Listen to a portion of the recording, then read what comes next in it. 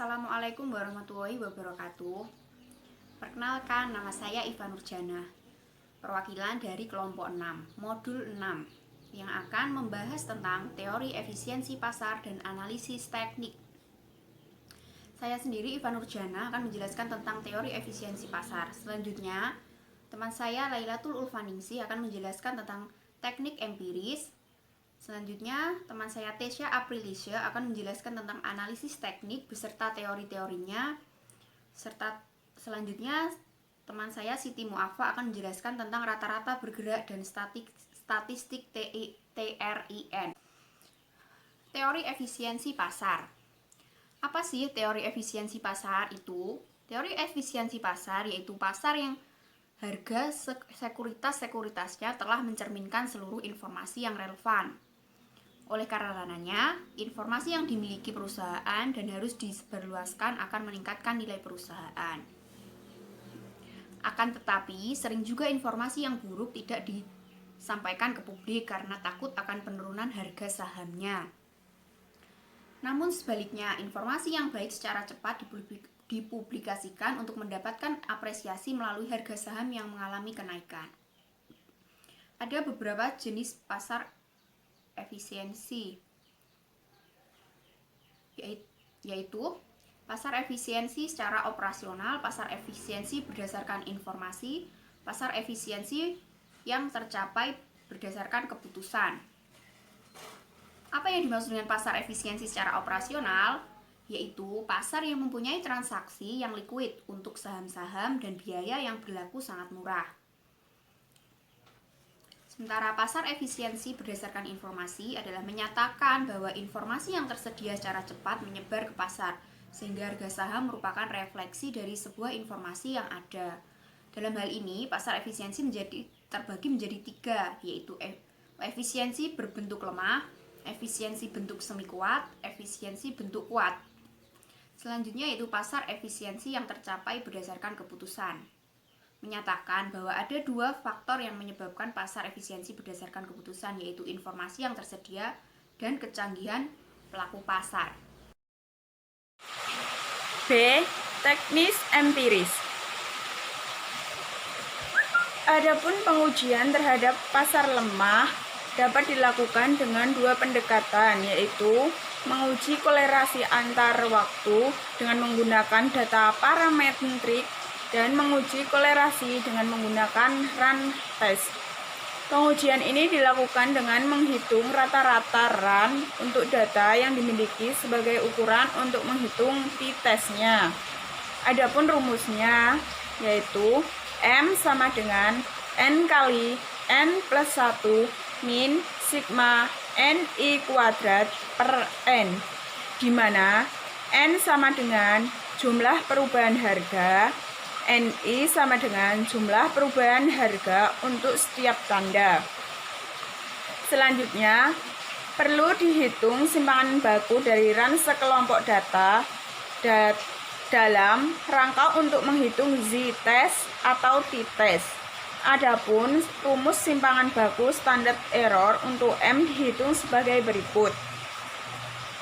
Theta M sama dengan akar sigma NI kuadrat kali sigma NI kuadrat plus N kali N plus 1 dikurangi 2 kali N kali sigma NI pangkat 3 min N pangkat 3 per N kuadrat kali N min 1.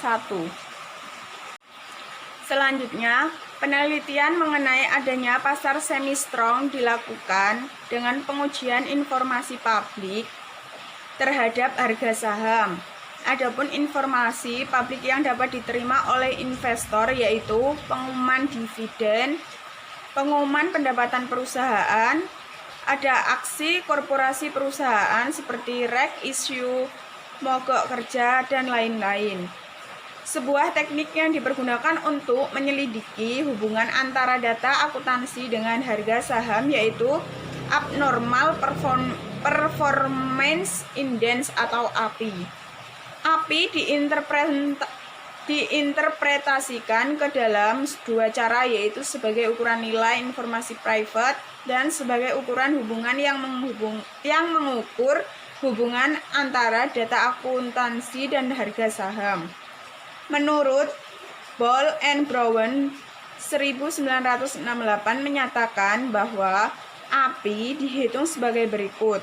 API sama dengan sigma pi kali 1 plus VIJ per N, di mana API adalah kumulatif abnormal performance index sampai pada akhir periode, dan N sama dengan jumlah saham, di mana RIJ adalah tingkat pengembalian aktual saham ke I pada periode ke J, RMJ adalah tingkat pengembalian pasar pada periode J, alfa I dan beta I adalah konstanta. 2. Analisis teknis. Sebagai salah satu pendekatan dalam pembelian saham, analisis teknis dikembangkan setelah teori dan pada tahun 1920-an. Dipergunakan secara luas oleh sebuah grup yang dikenal dengan kelompok teoritis. Analisis ini menggunakan harga saham dari harian yang dibuat gambarnya dengan dikenal dengan sebutan charts, sehingga analisis teknis disebut juga chartis. Rotella menyatakan bahwa analisis teknis adalah studi tentang tingkah laku pasar pada masa lalu untuk menentukan status saat sekarang ini atau kondisi pasar pada sekarang ini. Mandala menyatakan bahwa analisis teknis menceritakan waktu beli atau jual dan juga untuk mengukur bagaimana kekuatan pasar dari segi penawaran dan permintaan yang mempengaruhi harga saham. Para pengikut analisa teknis bukan tidak mempercayai analisa fundamental, tetapi analisa teknis ini juga meramalkan harga dan membuat harga kembali seperti sekarang. Dalam menganalisis pasar dengan menggunakan analisa teknis dikenal dengan dua situasi pasar, yaitu pasar bullish dan pasar bearish. Pasar bullish yaitu sebuah optimistis akan kenaikan harga berkelanjutan di pasar, sedangkan pasar bearish yaitu merupakan kebalikan dari pasar bullish dengan harga cenderung mengalami penurunan yang juga disertai dengan volume perdagangan yang tinggi. Dalam analisis teknik ini dikenal dengan dua istilah yang sangat penting, yaitu level pendukung dan level penahan. Teori yang sangat tua dikenal dalam bidang teknikal dalam kasus menentukan kecenderungan utama harga dari saham. Teori ini dikenal oleh Charles Gaddis yang juga merupakan pendiri dari perusahaan Dow Jones dan pertama kali dipublikasikan pada tahun 1800 dalam seri editorial di Wall Street Journal. Selanjutnya pada awal tahun 1900-an, Hamilton sebagai pengganti editor dari Wall Street Journal dan mengkoordinasikan seluruh prinsip dasar yang dikenal dengan teori-teori ini mengasumsikan bahwa harga saham bergerak berhubungan dan pergerakan harga seluruh saham. Jika pasar harga saham bergerak ke atas, maka umumnya harga saham bergerak ke atas. Sebaliknya, pasarnya bergerak ke bawah, maka umumnya harga saham bergerak ke bawah. Teori menyatakan bahwa pergerakan harga saham dapat dikelompokkan menjadi 3 kelompok. Yang pertama, primary trends. Primary trends ini merupakan pergerakan harga saham dalam jangka panjang. Yang kedua, secondary atau intermediate trends. Intermediate trends menguraikan pergerakan harga saham dalam jangka pendek, dapat disebut mingguan, dan uraiannya yang menjelaskan deviasi yang terdiri dari garis tren. Yang ketiga, territorial minor trends. Minor trends merupakan pergerakan harga saham dalam jangka yang sangat pendek, yaitu harian. Dalam membahas bentuk chart dan maksudnya, maka perlu diketahui pula jarak tersebut. Untuk dasar dari chart menurut Half harus dapat diperhatikan sebagai berikut. Untuk yang pertama, bullish pattern. Yang kedua, interflat and shoulder bottom. Yang ketiga, dot and triple bottom. Yang keempat, shoulder formation. Untuk yang kedua, bearish pattern. Yang A, descending top. B, head and shoulder formation. C, double and triple tops. D, the reverse sort of umbrella pattern. B, relative strength index. Relative strength index atau RS yang termasuk salah satu indikator yang sering digunakan oleh trader diperkenalkan pertama kali oleh Jules Wilder pada tahun 1978 dalam bukunya New Concept in Technical Trading. C. Interpretasi. Interpretasi semakin pendek jangka waktu yang digunakan indikator RSI akan semakin terlihat berfluktuasi. Disarankan untuk menggunakan beberapa jangka waktu yang berbeda dan diplot yang bersama-sama.